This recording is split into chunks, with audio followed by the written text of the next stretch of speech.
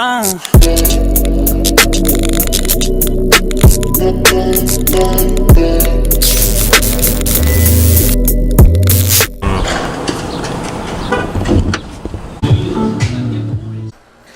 Alright guys, welcome back to another leg workout. So we're going to start off with a warm-up on these lying leg curls.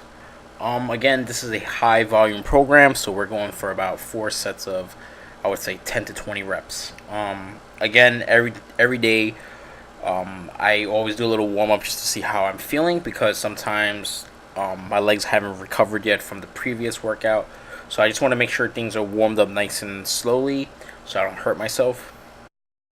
And here's Maggie's first working set, and after that, it's gonna be me. So I typically tend to go lighter on these just because I really want to hit on the higher end of the volumes of the set repetition. So I want to make sure I hit closer to 20. And again, when I'm really, if you notice, I'm really squeezing my hammies.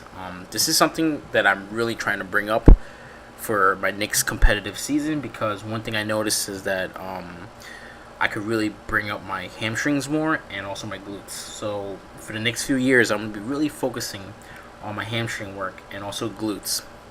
I'll also be focusing heavily on my quads as well, but I really want to bring up the other lagging parts just so I can have a better, more overall look.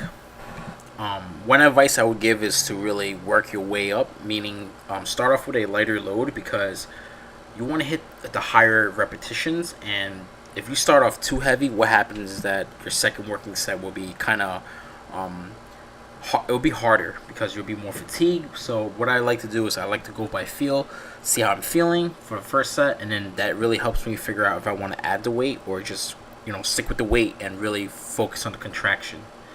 And after the lying leg curls, the next movements will be hack squats. So I haven't really barbell squatted in a long time because toward the end of prep, like I mentioned before, I really didn't want to risk any injuries. So when I did after the show, I decided to really continue building my quads using the hack squat. And I'm just going to slowly work my way, build some strength up, and then I'll transition back into the power movements such as barbell bench press and also overhead press alongside with barbell squats. As you can see, that was a warm-up set. I always want to make sure that things are feeling well, because sometimes you might feel like the last leg session you hit 2 plates and you're like, oh, you know what, I'm just gonna jump right into it, and that's how people really get hurt. So you want to really work your way up. One suggestion I would give during a warm-up is to really just go lighter in repetitions. So if you're working with 10 reps, try to hit 4 to 5, and that's it. Slowly increase the weight.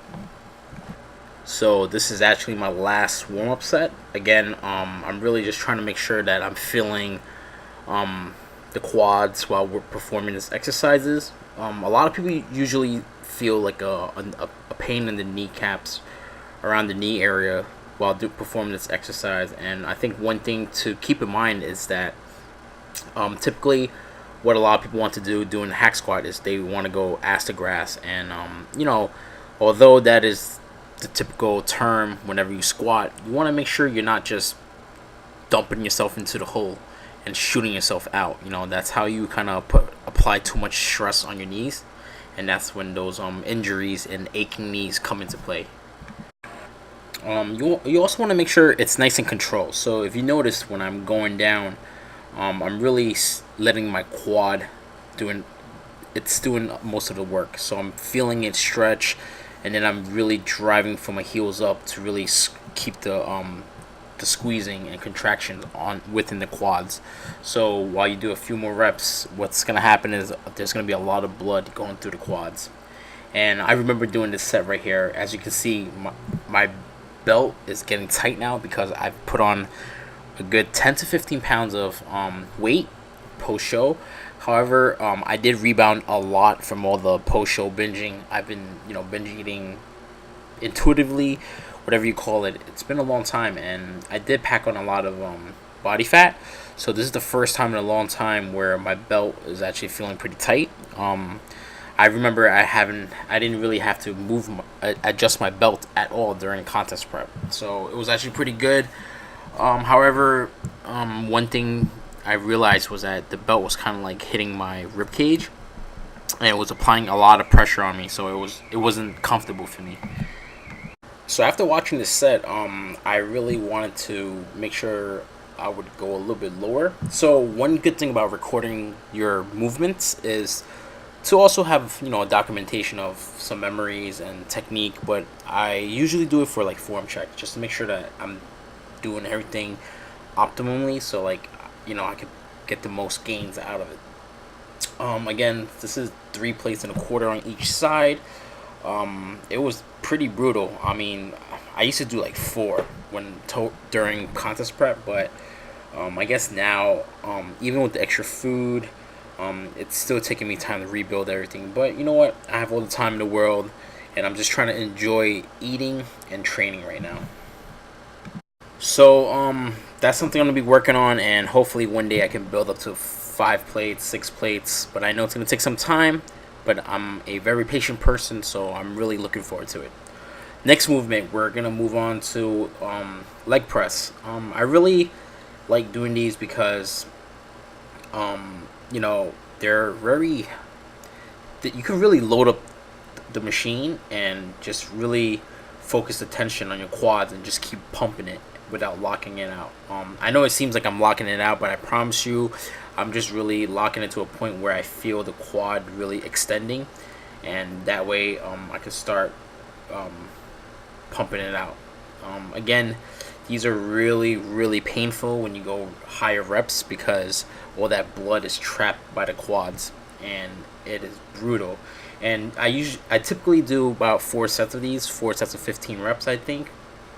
Again, it felt really good, after hack squatting, doing 4 plates and a quarter. Again, during contest prep and my previous off season, I was able to do more weights, but typically now I'm just really going by feel. I'm just trying to make sure that I feel the movement and not necessarily always chase the number. So it's always good to make sure that you're progressive overloading, but you want to make sure that your mind is connected to the tension, so that when you're working out the muscle, you're really feeling the workout and not just moving the weights. One thing I would like for me to work on is to kind of go a little bit lower, just for that extra stretch, and that's something I have to keep in mind when I'm performing this movement the next time I get to the gym again.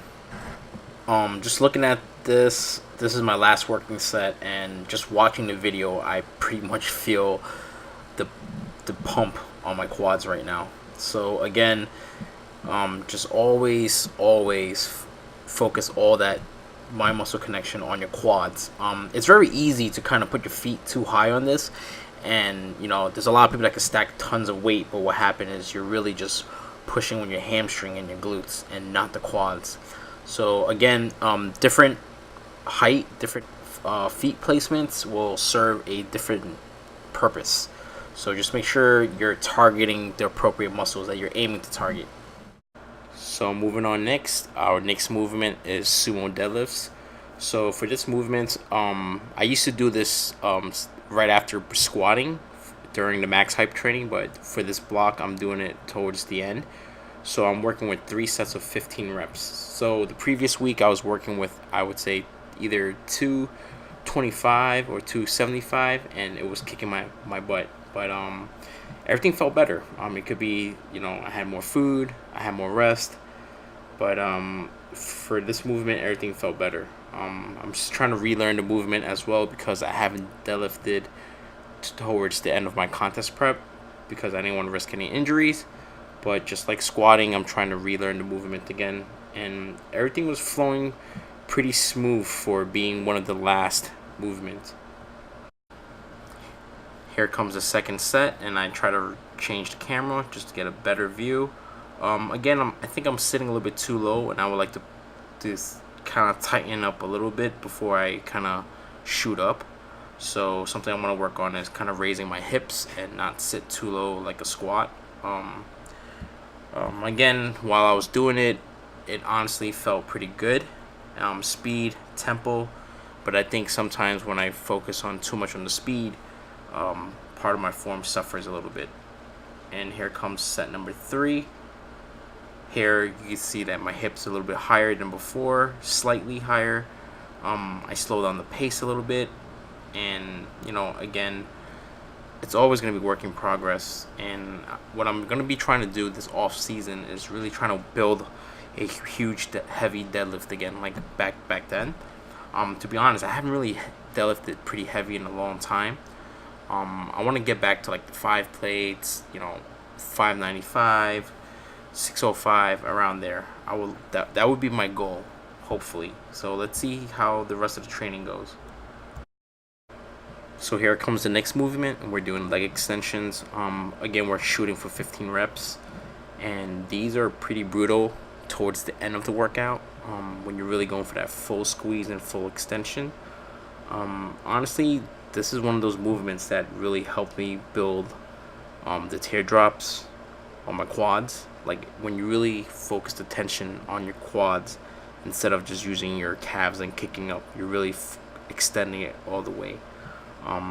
Try to do it nice and controlled, and see how it feels, because everyone has like a different threshold of my muscle connection, and that's just something that I do for myself, is that I make sure I feel the tension, and I'm not just kicking it up high and calling it a rep. So this is going to be the last superset movement of the evening, and it's adductors and abductors, the good girl, bad girl. So I typically do about 3 sets of 15 reps at the end, supersets. And again, you want to build the abductors and the adductors, because this was something that I neglected in the past, but the last 2 years I really saw a huge improvement on stage, and those little details really does make a difference. So try it out. You don't have to go heavyweight, just make sure that you're using the muscles to really move the weight again. Another night at the gym, baby. What's up, guys? The leg session's getting more brutal than ever, right? Can't wait for vacation. I know.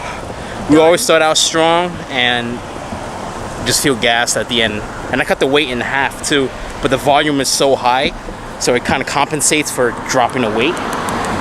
But we're less than a week out. We're leaving in like what? Oh, we are a week out. Wait, today's Wednesday. We're not. Yeah. Less than a week. So we are about. Damn, look at your back. Let me see your back. Turn around. See. Why are you so jacked for? You make me look fat and soft.